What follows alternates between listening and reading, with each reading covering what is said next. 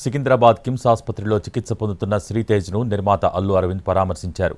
బాలుడి కుటుంబ సభ్యులతో మాట్లాడారు. శ్రీతేజ్ ఆరోగ్య పరిస్థితిపై డాక్టర్లను అడిగి తెలుసుకున్నారు.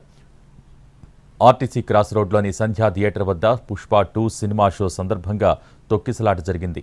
ఈ ఘటనలో శ్రీతేజ్ గాయపడగా తల్లి ప్రాణాలు కోల్పోయారు. అప్పటి నుంచి కిమ్స్లో చికిత్స పొందుతున్నాడు శ్రీతేజ్.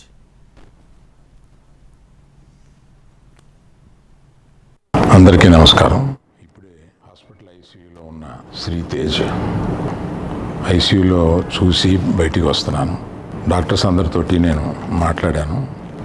అబ్బాయి రోజు రోజుకి రికవర్ అవుతున్నారు. లాస్ట్ 14 డేస్లోను, పర్టికులర్ లాస్ట్ 10 డేస్లో రికవరీ కనపడుతుంది. బట్ చాలా టైం పట్టొచ్చు అని కూడా చెప్పారు. ఇలాగా ఆ అబ్బాయి కోలుకోవడానికి ఏమైనా చేయడానికి మేము సిద్ధంగా ఉన్నాము. అది కాకుండా ప్రభుత్వం కూడా వచ్చి మేము దీన్ని తీసుకుంటాము, ఈ అబ్బాయిని సంపూర్ణ ఆరోగ్యంతో చూడడానికి ప్రభుత్వం కూడా ముందు రావడం చాలా అభినందనీయం.